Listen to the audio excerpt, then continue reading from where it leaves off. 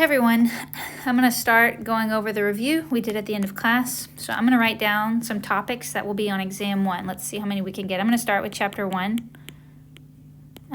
We talked about, I have to write small, so classifying matter.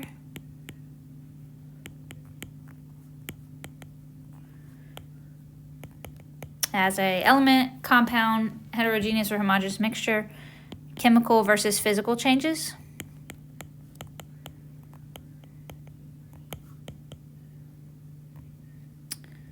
And then the 4 signs of a chemical change.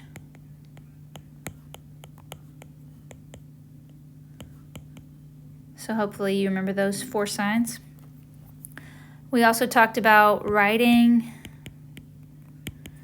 elements, the chemical symbol for elements versus the formula for a compound. In our measurements lecture, we talked about units, metric and SI units. We talked about scientific notation.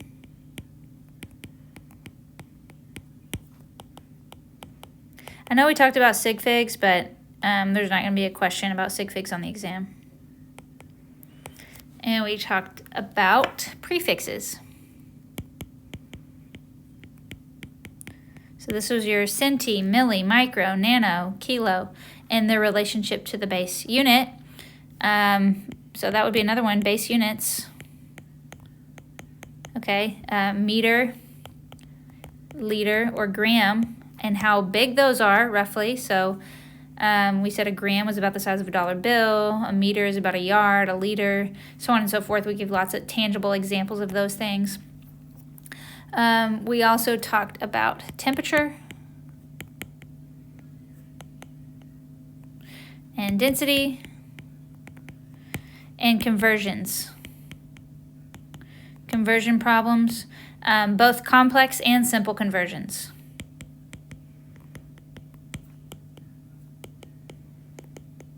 Okay, a simple complex conversion problem would be an example of like milligram to kilogram. Okay, a complex conversion problem is like a word problem, and you're converting between multiple units, like that. Okay, so that's a lot in chapter 1. Chapter 2, we got into Dalton's atomic theory. We got into the structure. I'm just gonna write atomic structure.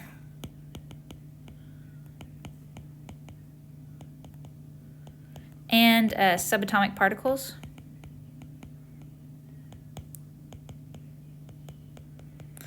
Their role in the atom, their location in the atom. We talked about isotopes. And then the periodic table. We talked about the trend in atomic radii. Oh, what else? And then valence electrons. Okay, and since I'm running out of room, we'll start chapter 3 at the bottom. We talked about ions and ionic binding. Okay, so cations and anions in that, how you make ions. We talked about the octet rule. We talked about ionization energy.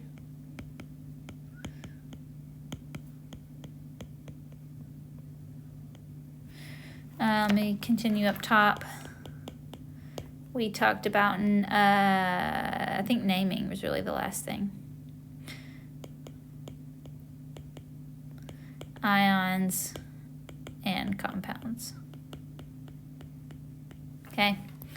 And naming is a big one, and it's challenging, so make sure you spend time practicing that. But that's way more than 6 things, but all these things will be on the exam. Hopefully I didn't miss anything. Classifying matter. So the difference between heterogeneous mixture and homogeneous.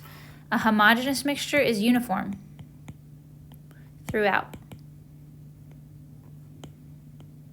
Okay, and a heterogeneous mixture is not uniform. Okay, an example of a uniform mixture throughout a homogeneous mixture would be like vanilla ice cream.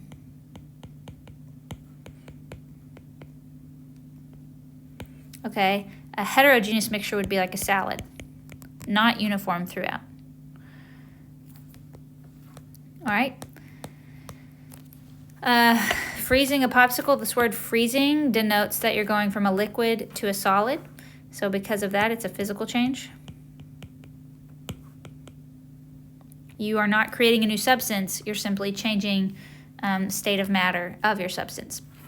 Roasting a marshmallow, you're going to get a black charred substance on your marshmallow that wasn't there before, so this would be a chemical change.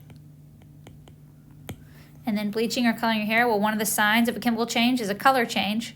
So the bleach or the coloring agent is going to react with your hair, and that's what's going to change the color, so this would be a chemical change. Now, I know it might not seem like you're making a new substance, okay, because you still have your hair, but again, remember those 4 signs of a chemical change, and if you can identify one of those signs, then it's probably a chemical change. All right, how many microliters are in 1.78 kiloliters? So you're going to want to remember relationships to the base unit. The way I go about this is micro, if you remember that's the symbol for micro, that relationship is 10 to the 6th microliters are in 1 liter, okay? Kilo, we know 10 to the minus 3 kiloliters are in 1 liter, and because they're both equal to 1 liter, we can say they're equivalent to each other. So the conversion factor we need is 10 to the 6 over 10 to the negative 3. And I'm going to start with 1.78. Set up your T-chart or multiply by your conversion factor. I want to cancel kiloliters, so I'm going to put those on the bottom. And what you should have is a really big number. I think you should get 1.78 times 10 to the 9 microliters, right? You can always double check me.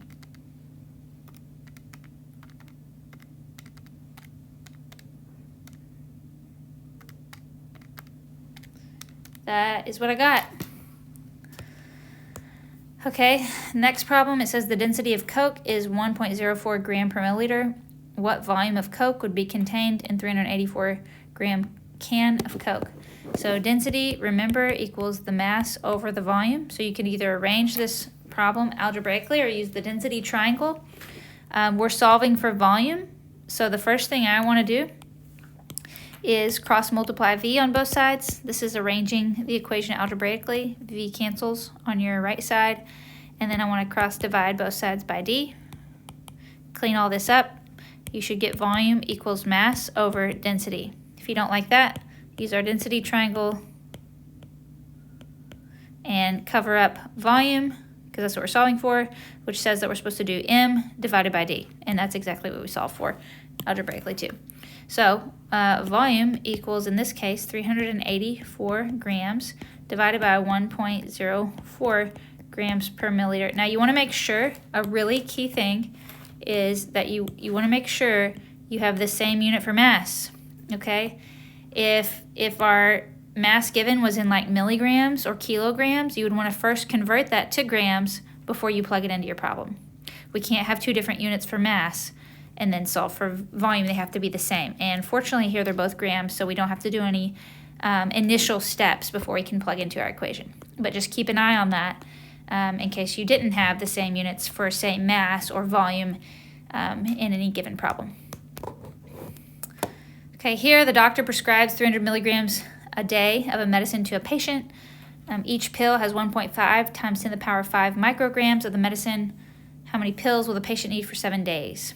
Okay, so one thing I noticed, 2 different units for mass. What I was just talking about in the previous problem, we actually have now down here. So we need the conversion factor between micrograms and milligrams.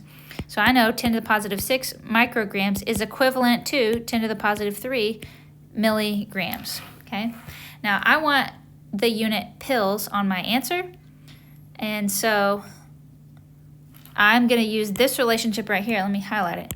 Each pill has this many micrograms of medicine, and I'm going to start and put 1 pill on top. For every 1 pill, there are 1.5 times 10 to the 5 micrograms of the drug or the medication. All right, so now I need to get rid of micrograms, and I'm going to use this to do so, converting to milligrams, and micrograms cancels.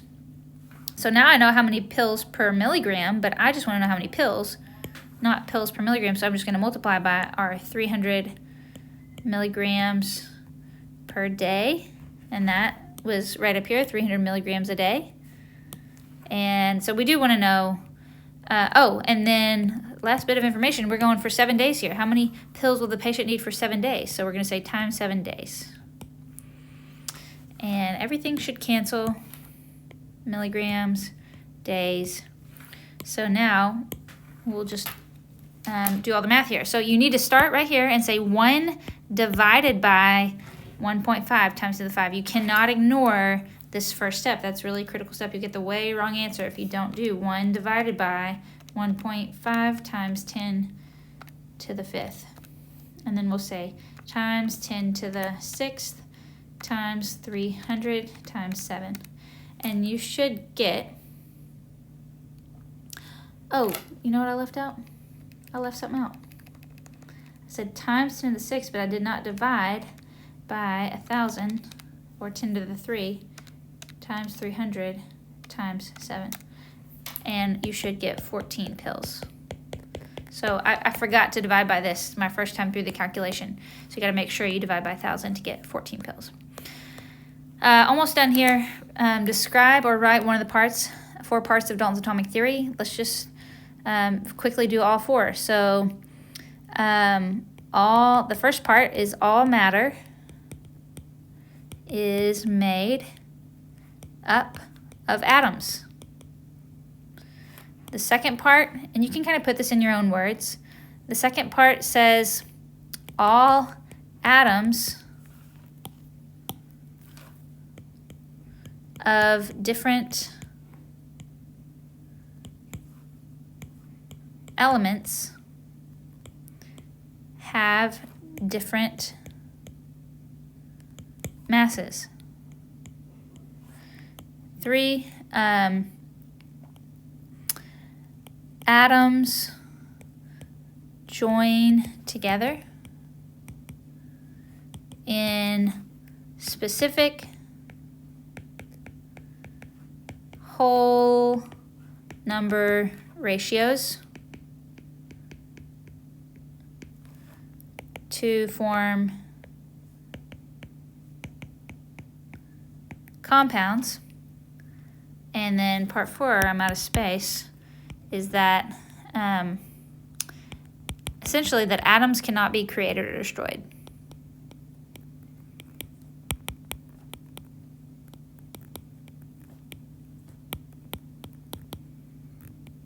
Okay, now verbatim, I think it says something like chemical reactions rearrange the way atoms are joined together, but we do not, it doesn't change the type or the kind of atom. We can't destroy any atoms. We can't create new atoms from existing atoms.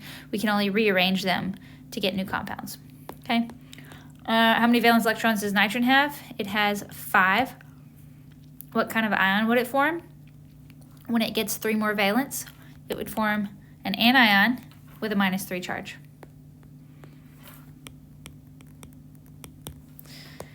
And then lastly, write the formula for the following ionic compounds. So we have magnesium hydroxide. So magnesium is Mg.